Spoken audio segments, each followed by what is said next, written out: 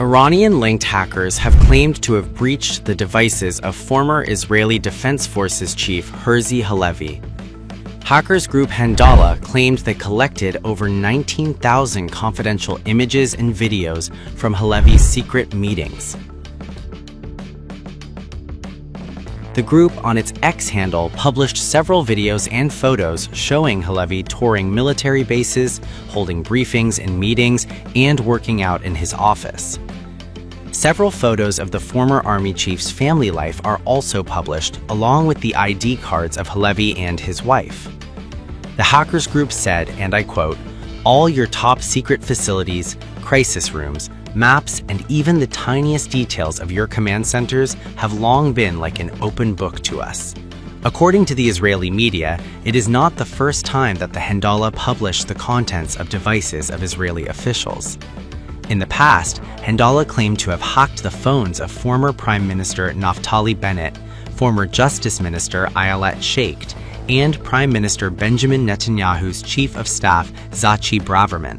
In 2023, Herzi Halevi had resigned as the Chief of Staff of the IDF, citing the terrible failure of security and intelligence related to Hamas's attack on Israel on October 7th that year. The cyber attack on a prominent former Israeli general comes amid the Israeli military's continuing offensive in Lebanon, despite the US-Iran ceasefire deal. Israeli Prime Minister Benjamin Netanyahu is facing criticism over the deadly strikes on Lebanon, in which more than 180 people have lost their lives. The Prime Minister deliberately deceived the citizens of Israel. He also misled his partners and then proceeded to sell to the public through a series of highly theatrical press conferences a strategic plan that simply did not exist. Israel had absolutely no influence on the agreement that was signed tonight between the United States and Iran, brokered by Pakistan. They will try to convince you that we had an influence behind the scenes, that they consulted with us, that there were late-night discussions and secret meetings. Know that these are hollow lies. Netanyahu has turned us into a vassal state, so receiving orders by phone on issues touching our core national security. And at a critical moment for our own security, he was removed from the table. Dear Israelis, in a few hours, or a day or two, or whenever he feels he can finally emerge from his bunker, Benjamin Netanyahu will stand before the state of Israel and try to sell you that the campaign in Iran was a success. That will be an absolute lie. The army did an amazing job. The best air force in the world executed everything that was asked of it and more. The nation of Israel displayed national resilience and resolve. We struck Iran with severe blows. And that's precisely why this complete and utter failure is even more glaring. What has occurred here is a diplomatic catastrophe on a scale I have never witnessed before. I was a prime minister, I was a foreign minister, I do not recall such a diplomatic collapse.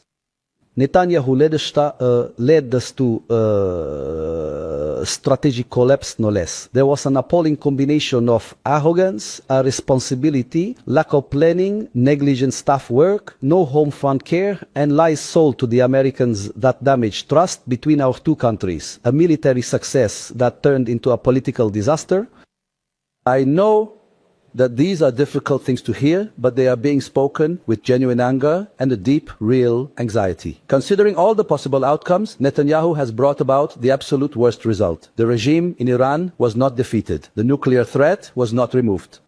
The Prime Minister deliberately deceived the citizens of Israel. He also misled his partners and then proceeded to sell to the public through a series of highly theatrical press conferences a strategic plan that simply did not exist.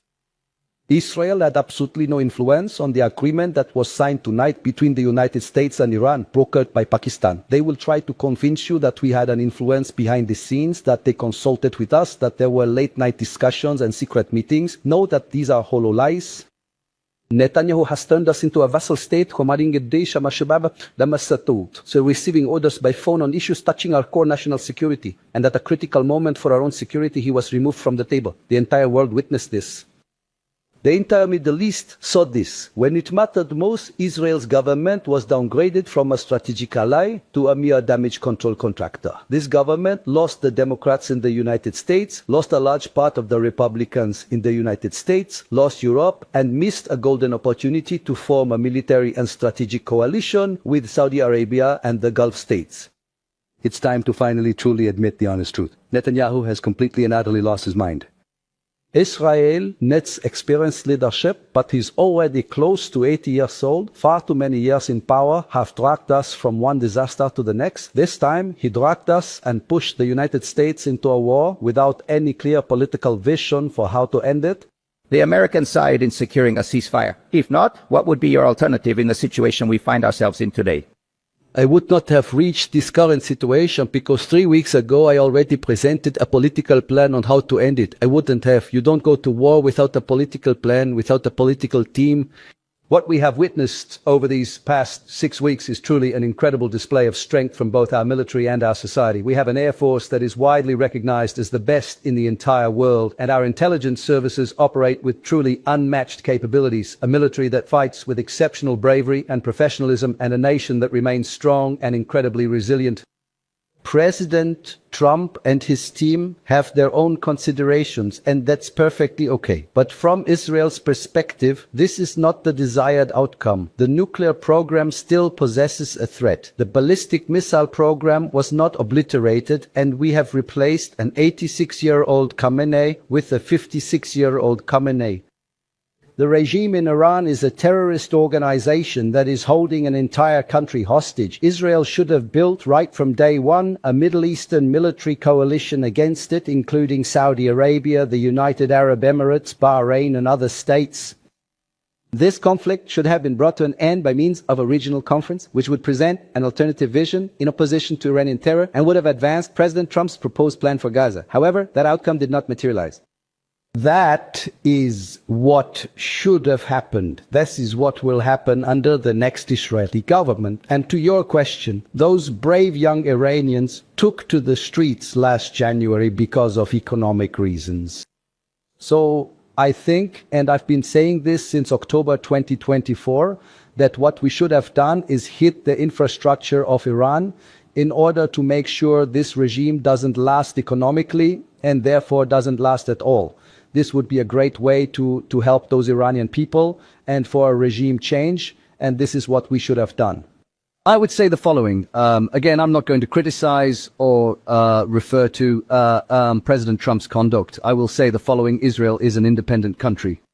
Israel has its own distinct goals. I believe it was the Prime Minister's clear duty to state that Israel's independence must not be interfered with from any external source, not even by our closest and most significant allies, and indeed the Americans are our most important allies. Well, I know I would have to say, honestly, among many other things, I would definitely approach and handle this entire relationship in a completely different way.